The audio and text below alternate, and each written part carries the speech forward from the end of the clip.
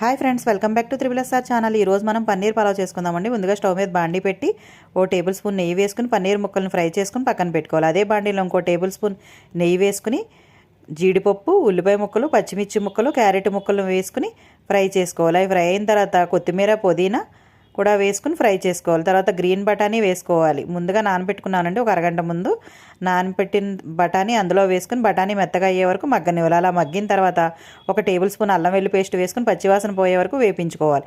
అలా వేగిన తర్వాత రుచికి సరిపడేంత సాల్ట్, ఒక half table spoon garam masala powder వేసుకుని ఒకసారి కలుపుకోవాలి.